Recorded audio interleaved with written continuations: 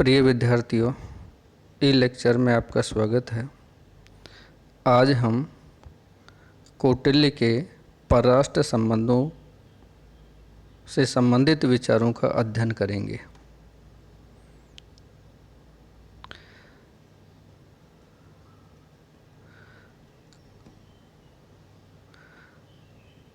कौटिल्य के परराष्ट्र संबंधों को जानने से पहले हम आचार्य कौटिल्य के जीवन वृत्त के बारे में संक्षिप्त में जानकारी प्राप्त करेंगे।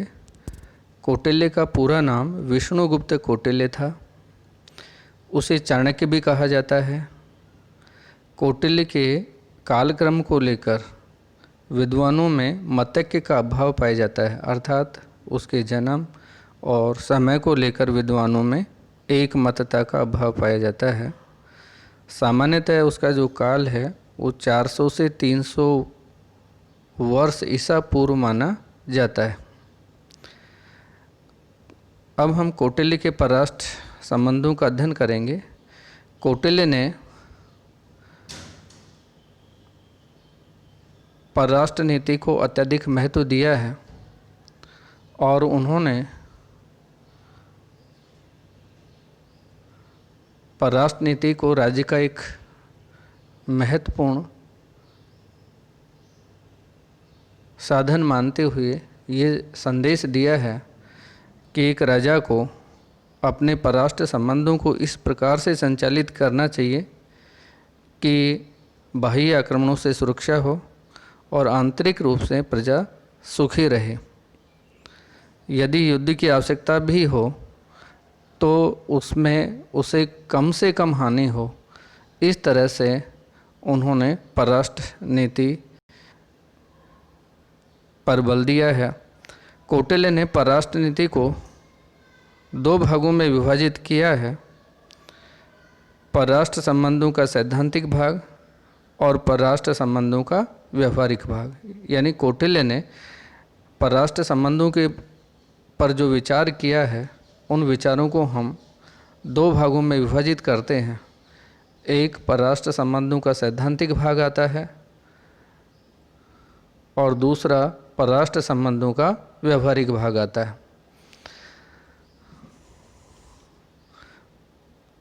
हम इस डायग्राम के माध्यम से देख सकते हैं कि जो ये परराष्ट्र नीति है, ये परराष्ट्र नीति दो भागों में विभाजित है, सैद्धांतिक भाग और व्यवहारिक भाग।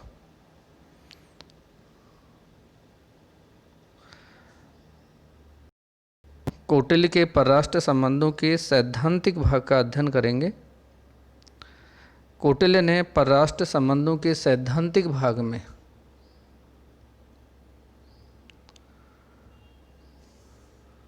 नीति के उपायों, मंडल सिद्धांत और षड्गुण नीति को सम्मिलित किया है। नीति के उपाय, षड्गुण नीति और मंडल सिद्धांत, यानी जो उसका सैद्धांतिक भाग है जिसमें वो कहता है कि एक राजा किस तरह से अपनी नीतियां बनाए परराष्ट्रों के संबंध में, तो उस नीति के उन्होंने 3 मॉडल प्रस्तुत किए हैं। इनमें एक है नीति के उपाय, दूसरा है षड्गुण नीति और तीसरा है मंडल सिद्धांत। जैसे इसमें दिखाया गया है कि ये सैद्धांतिक भाग है और इस सैद्धांतिक भाग को हम 3 अलग अलग भागों में अपनाते हैं: नीति के उपाय, षड्गुण नीति और मंडल सिद्धांत। हम नीति के उपायों पर चर्चा करते हैं। सबसे पहले तो उन्होंने, कौटिल्य ने नीति के 4 उपाय बताए हैं: साम, दान, भेद और दंड। साम का मतलब होता है सद्वचनों का प्रयोग करके विरोधी को पक्ष में करना। यानी यदि कौटिल्य ये कहता है कि यदि विरोधी या शत्रु राज्य है उसको समझा बुझाकर सद्वचनों का प्रयोग कर कर अपने वश में किया जा सकता है या अपने अनुकूल किया जा सकता है, तो यह नीति सबसे अच्छी नीति कहलाएगी और इस नीति को उन्होंने साम नीति का नाम दिया है। दूसरी नीति उन्होंने दान नीति का उल्लेख किया है। कई पुस्तकों में ये दाम के नाम से भी लिखी हुई है। आर्थिक प्रलोभन का प्रयोग करना दान कहलाता है कि यदि कोई राजा सद्वचनों का प्रयोग कर कर या समझा बुझाने से अपने वश में नहीं होता है तो दूसरे उपाय के रूप में ऐसे राजा को अपने वश में करने के लिए, यानी शत्रु राज्य को अपने वश में करने के लिए, अपने अनुकूल बनाने के लिए आर्थिक प्रलोभन का सहारा लेना चाहिए। और इसमें वो कहता है कि उसे धन दिया जाए, भूमि दी जाए, पशु या उपहार के रूप में अन्य सामग्री देकर उसको अपने अनुकूल बनाया जा सकता है। तो दूसरी नीति दान नीति कहलाती है। तीसरी नीति को उन्होंने भेद नीति कहा है कि यदि शत्रु न साम नीति से काम दे न दान नीति से काम दे तो ऐसी स्थिति में भेद नीति को अपनाया जाना चाहिए। शत्रु के राज्य में फूट डालना, शंका पैदा करना भेद नीति कहलाती है। यदि शत्रु उपरोक्त दोनों साम दाम से अपने वश में नहीं किया जाए या अपने अनुकूल नहीं किया जाए तो ऐसी स्थिति में उस राज्य में फूट डाल देनी चाहिए, यानी राजा और प्रजा के मध्य में फूट डाल देनी चाहिए, राजा और उसके मंत्रियों के मध्य में फूट डाल देनी चाहिए। तो इस तरह से उन्होंने भेद नीति का उल्लेख किया है। चौथी नीति के रूप में उन्होंने दंड नीति का उल्लेख किया है कि यदि उपरोक्त तीनों नीतियां यानी साम, दान और भेद नीति सफल नहीं हो तो ऐसी स्थिति में शत्रु राज्य को मार देना चाहिए, उसे पीड़ा पहुंचा देनी चाहिए या उसके धन का हरण कर लेना चाहिए। तो इस तरह की जब नीति अपनाई जाती है, यानी शत्रु को आर्थिक रूप से, शारीरिक रूप से या भूमि और धन के रूप में उसे जब प्रताड़ित किया जाता है, दंडित किया जाता है तो वो दंड नीति कहलाती है। तो इस तरह से नीति के ये 4 उपाय बताए हैं। अगर हम नीति के इन उपायों को वर्तमान परिप्रेक्ष्य में देखते हैं तो पाते हैं कि आज भी राष्ट्रों के द्वारा ये 4 प्रमुख नीतियां ही किसी न किसी रूप में उपयोग में ली जाती है। दूसरा, उन्होंने परराष्ट्र संबंधों के सैद्धांतिक भाग में षड्गुण नीति को महत्व दिया है। षड्गुण यानी 6 गुणों वाली या 6 लक्षणों वाली नीति षड्गुण नीति के नाम से जानी जाती है। और ये जो 6 गुणों वाली नीति है, षड्गुण नीति है, इसको कौटिल्य ने संधि, विग्रह, आसन, यान, संश्रय व द्विवेदी भाव का नाम दिया है। सबसे पहले हम संधि के बारे में विचार करते हैं। कौटिल्य के अनुसार संधि का मतलब ये है कि 2 राजाओं के मध्य कुछ शर्तों के आधार पर मेल हो जाना संधि कहलाती है।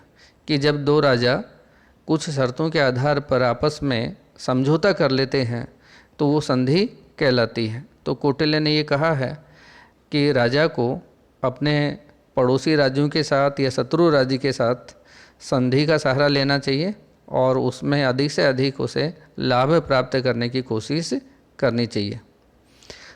षड्गुण नीति का दूसरा जो पक्ष आता है वो विग्रह कहलाता है। इसमें लगभग ये संधि से विपरीत नीति है।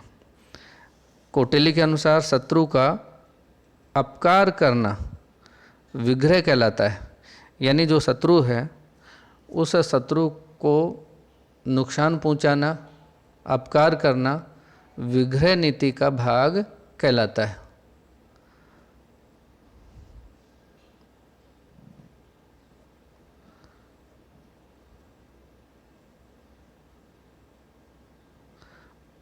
तीसरी नीति के रूप में उन्होंने आसन का उल्लेख किया है। आसन का मतलब होता है युद्ध की प्रतीक्षा में शांत बैठे रहना आसन है।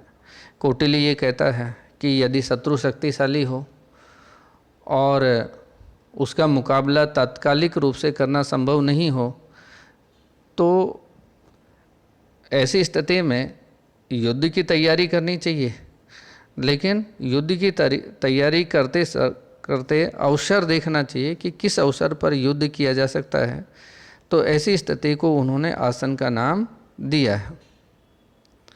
इसमें दोनों ही पक्ष आक्रमण नहीं करना चाहते हैं, उनका मूल मकसद आक्रमण करना नहीं होता है, परंतु वो अपनी आत्मरक्षा के लिए पूर्णतः तैयारी रखते हैं कि किसी भी के द्वारा एक दूसरे के ऊपर आक्रमण किया जाए तो ऐसी स्थिति में अपनी सुरक्षा कर सके।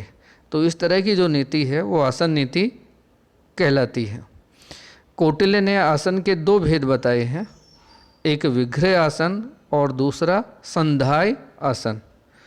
यानी उन्होंने जो आसन बताए हैं वो दो प्रकार के आसन बताए हैं, एक विग्रह आसन आता है और दूसरा आता है संधाय आसन।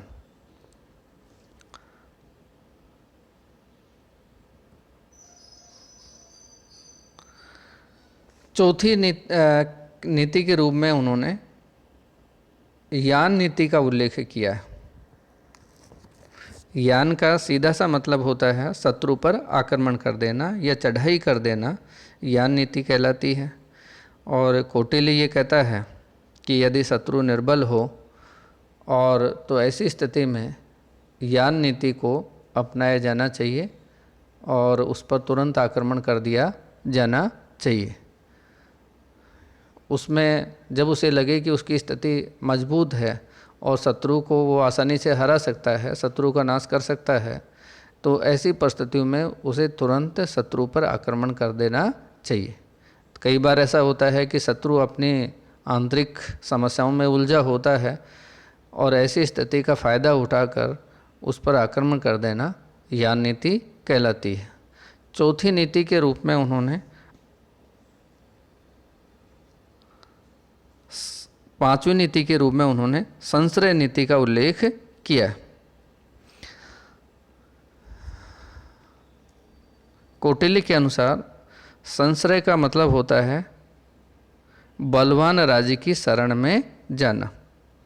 कौटिल्य ये कहता है कि यदि शत्रु राजा शक्तिशाली हो, उससे मुकाबला करना संभव नहीं हो, तो किसी बलवान या शक्तिशाली राजा की शरण लेनी चाहिए, ताकि शत्रु राज्य से होने वाले आक्रमण से सुरक्षा की जा सके या उससे होने वाली हानि को कम से कम किया जा सके।